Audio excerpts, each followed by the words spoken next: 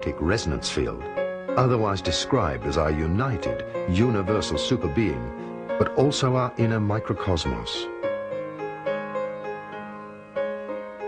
Our thoughts, depending on the origin of their level of consciousness, activate the chakras. These in turn determine our density or physical frequency, which in the end plays a vital role in the hormonal balance and metabolism, as well as in other bodily functions.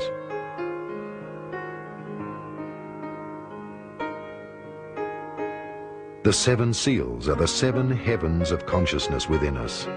The risen masters of earlier cultures were aware of the laws. Like man, the planetary structure has 7 bodies. These 7 bodies are also called the 7 zones of consciousness, or 7 dimensions. Within man, there are 7 physical chakras, or 7 doors of energy which attract spiritual energies from the inner cosmos. These doors of energy move together with the psyche and the entire human consciousness. Every opening within the human consciousness increases the speed of the chakras. This opening up of the cosmic flower grails permits the body to acquire a higher electromagnetic frequency and take up more etheric energy. Thus, the human body has 2 sources of energy supply: the combustion engine and the cosmic motor of resonance. After December 31st, 2011, when the doorway of the 1111 closes, what happens is those 2 overlapped spirals of evolution will now separate, and we will again wait eons for another opportunity like this beautiful one that we're given right now. For those of us who did choose to live in oneness, we will find that we are now aligned with a greater central sun system. Planet Earth will be making this journey with us, and the first stop along the way, on the other side of the door, so to speak, is what we call Octave 11. And Octave 11 is when they'll be very active, building on the new, great creativity, totally new forms of everything. There will be some beings, when they reach Octave 7, who will say, well, I'm not really so interested in this, I'd like to still yet go further. So a small group of beings will join together in the middle of Octave 7 and unify into an even deeper oneness and continue on the homeward journey to a level of consciousness which we call Octave 11. Over the years, as we've been awakening, there's been a great deal of discussion about our light bodies. And we finally realized that somewhere we have these elusive light bodies. And of course, we've been reading books how to find our light body and doing special practices and exercises and eating certain foods so we can find these elusive parts of our beings. And the big joke, of course, is that we've been wearing our light bodies all along. We have them here. For so long we thought we had this physical body with this little tiny flame of spirit here in our heart. And then as we awaken and remember and become vaster and vaster, you see that all along we've been wearing these vast bodies of light, and inside of them is this little tiny physical body. So we're going to be stepping more and more into what we call the invisible. The invisible, the unseen, is going to be seen by us, and that means living our lives more consciously in our bodies of light, bringing it all down all the way through the physical. The masters of ascended cultures knew that the ascension was a gradual widening of consciousness. The higher self helps us with the process of completion. If man keeps on communicating with his cosmic monad and listening to his inner voice or intuition, the person will be reborn in the spirit.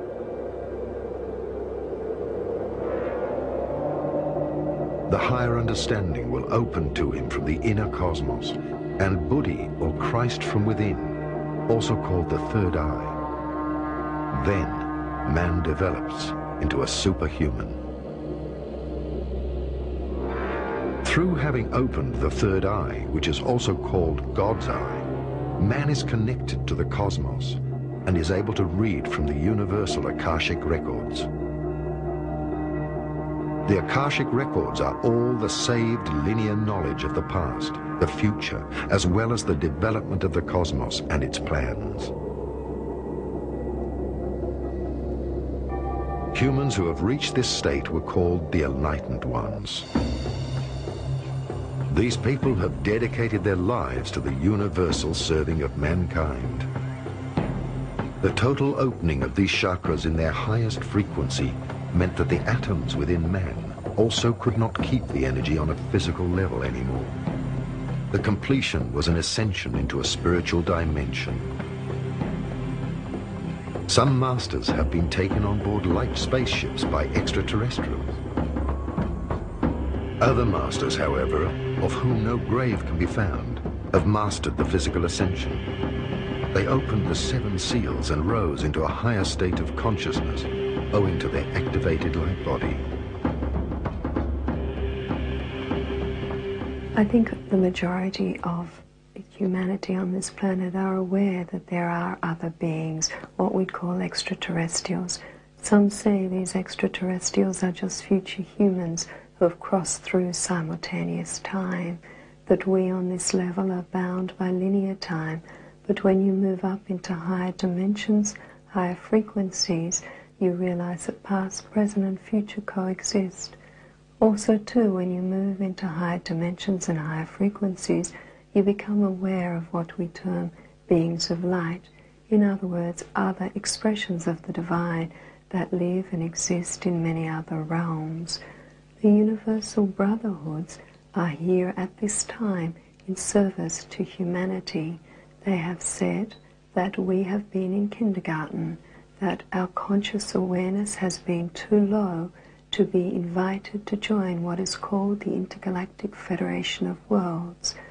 That as Earth takes on board the higher light energies, the higher frequencies, as we bring through that shift in conscious awareness within ourselves and literally grow up, learning to treat each other with love, harmony, acceptance, unconditional love, recognizing the uniqueness of all and our individual contribution. When we have achieved that, we will then be invited to join the universal brotherhoods. The Easter Island statues tell the story of ascending Lemurian masters who achieved ascension in very old age. Fearing for the loss of their authority, our religious organizations and the secret connections to the lodges first destroyed or rather falsified the remains and the true evidence of the wooden and stone tablets of the Easter Islands, and then the Alexandrian Library, many other testimonies of time, and the true message of Christ. This message may be new. We are all Christ, sons and daughters of God, who have an immortal soul, and moreover, when we have reached completion, we become immortal with a universal body. The issue of androgyny is very important at this time upon the planet, simply because, as we can see, there is a need to balance the male and female energies to create complete balance and harmony. The energy that sustains us, that God essence, is androgynous, and we actually have, in fact, masculine and feminine expression of energy within us. A lot of people now are being guided to balance those energies within so that they are more whole, more complete in their expression, instead of just being particularly female or playing a role as society has dictated. In other words, there's nothing a woman can't do, there's nothing a man can't do. That we come from a point when we relate to each other of complete balance and wholeness. How does immortality function in the new millennia?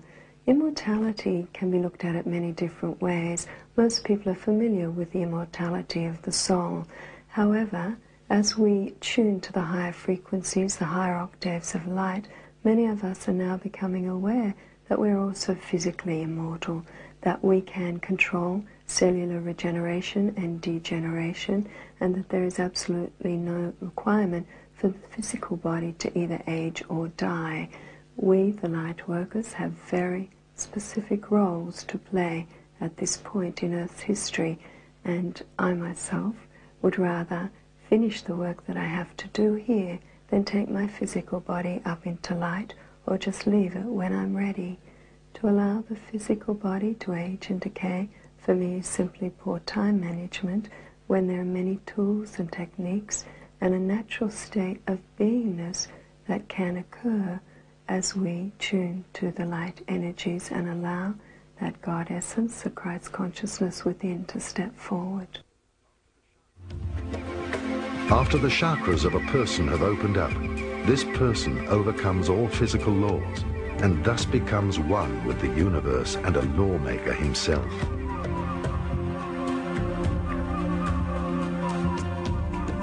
When the inner and outer cosmos are in unison, heaven and earth